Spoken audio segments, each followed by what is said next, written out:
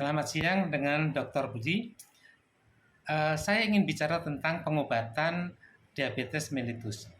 Banyak yang kurang menyadari atau kurang paham bahwa penyakit diabetes adalah penyakit degeneratif, penyakit penuaan. Sehingga semakin kita tua, otomatis kita berisiko untuk menjadi diabetes. Orang yang normal jadi diabetes, orang yang punya bakat otomatis dia akan muncul diabetesnya. Tentu saja dengan konteks ini, penyakit diabetes adalah penyakit yang akan ada pada kita atau mendampingi kita seumur hidup kita. Nah, sehingga tentu saja kita jangan terlalu khawatir sekali kalau obatnya ini nanti kita minum untuk memang terbaik untuk seumur hidup kita. Karena kalau kita tidak minum obat, maka terjadi penumpukan gula dan gula itu akan mempercepat penuaan sel-sel kita juga. Oleh karena itu, dipahami bahwa obat yang disiapkan di dalam penelitian kesehatan diabetes tentu saja obat yang lebih baik daripada kita tidak minum obat. Sehingga jangan sampai khawatir, oh ini obatnya kimia nanti merusak ginjal. Keliru.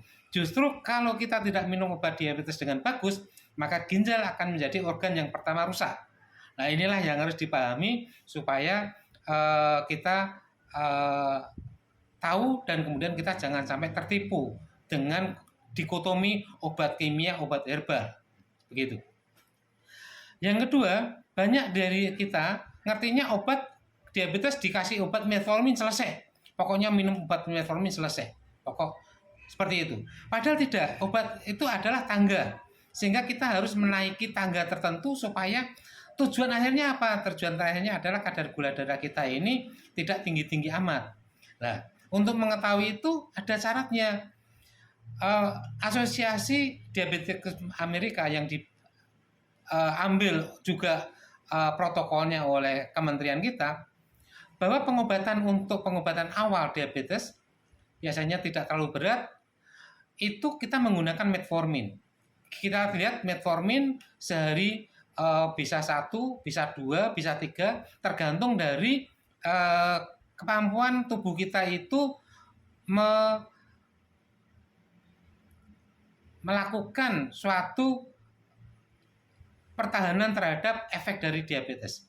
Caranya bagaimana? Tadi saya sebutkan bagaimana mengukur kadar gula kita sehari-hari yang bisa kita lakukan dengan minum obat-obat yang kemudian kita bisa uji sendiri.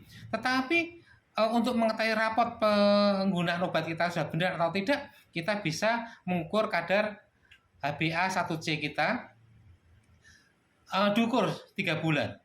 Setiap 3 bulan. Ketika kita ukur HbA1c kita itu baik, maka itu adalah standar pengobatan awal. Biasanya menggunakan metformin itu cukup. Tapi seandainya dalam 3 bulan HbA1c kita kok meningkat, bahkan ada yang lebih dari 10 dan sebagainya, maka ini menunjukkan bahwa pengobatan itu kurang berhasil. Maka kita harus menggunakan pengobatan level kedua. Metformin tetap dilakukan, kemudian ada obat-obatan tambahan seperti biguanid dan lain-lain yang bisa ditambahkan. Kita ketahui atau kita harus pahami bahwa efek metformin itu bukan meningkatkan insulin, tetapi menekan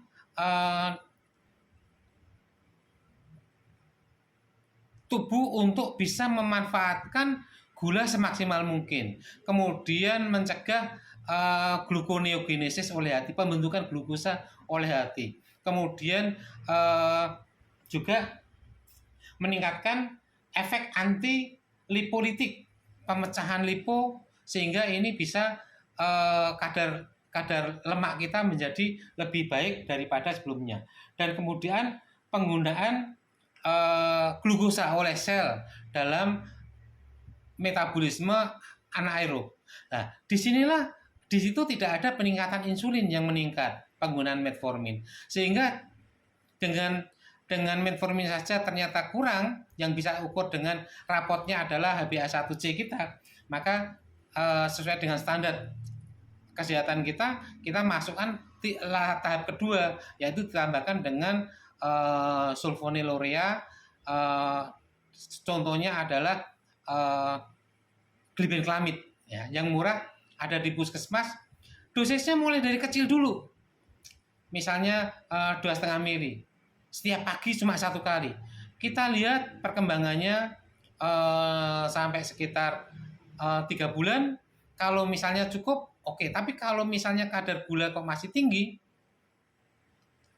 ya, maka kita bisa naikkan dosis glibenclamid menjadi 2 kali atau bahkan 3 kali sesuai dengan ukurannya. Jadi kalau kita berobat diabetes, jangan hanya kita berobat saja, tetapi rapot pengobatan kita itu seperti apa.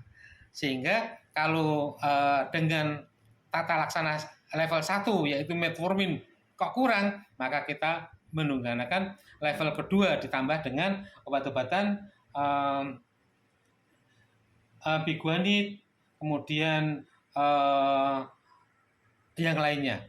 Saya kira senang sekali bahwa Anda nanti akan tahu dan Anda bisa menjadi dokter Anda sendiri, dan dokter yang dimana Anda berkonsultasi adalah konsultan kesehatan Anda dalam konteks diabetes.